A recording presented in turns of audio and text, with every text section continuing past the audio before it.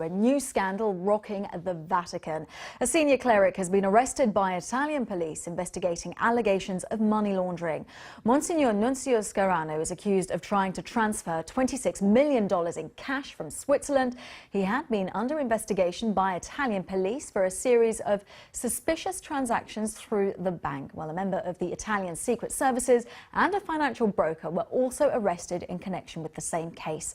The arrests come 2 days after the announcement that Pope Francis had set up a commission of inquiry into the Vatican Bank, which has been hit by a number of scandals. Well, to discuss this further and shed some light on how the Vatican Bank operates, I'm joined now by Valero from Catholic Voices. Just explain to us about the Vatican Bank, because of course these kind of scandals have been going on for decades. What is it about this bank that enables this to happen? Well, actually it's not really a bank, it's more like a fund.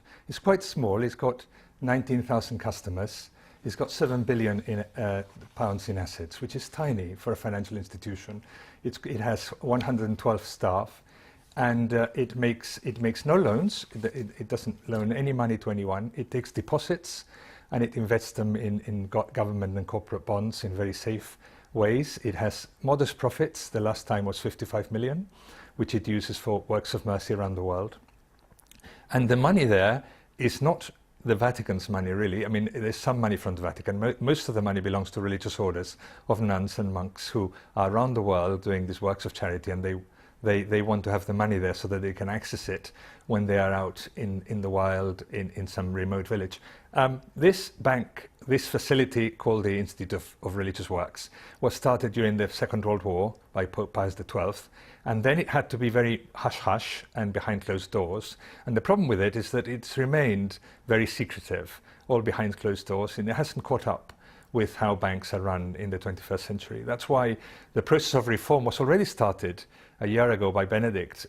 In 2012, he brought in Manival. He himself said, look, this facility, this financial facility may not be a bank, but it has to be run like other banks. And all the procedures must be correct. So they brought in Manival, and they did a complete audit of how things were going.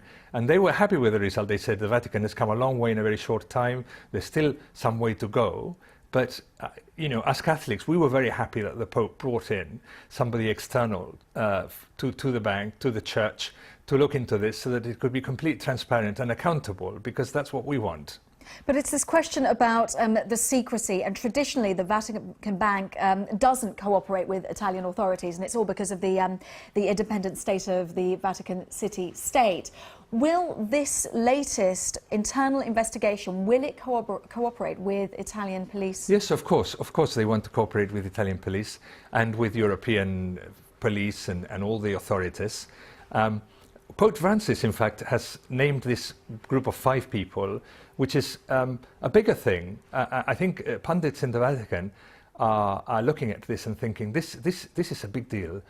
This has not happened before. 5 non-bankers have been appointed as a group and given lots of authority to investigate. Why? Not because of the technical side, not to look at the procedures, which is already being looked at by the technicians, by Manival, by others, but to look at the big picture. You know, is this facility in keeping with the mission of the Church, or is this vulnerable because of the way it's run to fraud, to the kind of action that we've seen from this Monsignor that has been alleged about him? I mean, it's ridiculous. Apparently, he went off and withdrew in cash, €500,000 in cash, and took it in suitcases. I mean, how is that happening? I mean, that's one thing. Does this help the Catholic Church? Well, that kind of contradicts the whole purpose of what the Church is about. Correct. Anyway. We're talking about, you know, a bank with over $7 billion it operates with.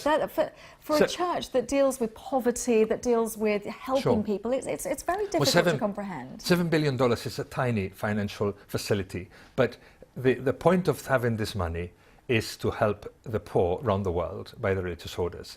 Now, what Pope Francis wants to know by appointing these 5 people, and it includes 2 Americans, and this means that the Pope is very happy with the pragmatic approach of the Anglo-Saxons.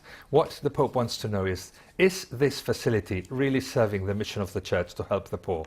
Is the way that it has been set up, or the way it's run, is it helping? And if it's not helping, we must either shut it down or change it. And this is why it's important, and we're looking at this with great hope, because people are brought in from the outside and think, you know, let's make this completely transparent and accountable, and let's find out if this is helping what the Catholic Church wants to do with the poor all around the world. Okay, Jack Valero from Catholic Voices, thank you very much for speaking to us. Right.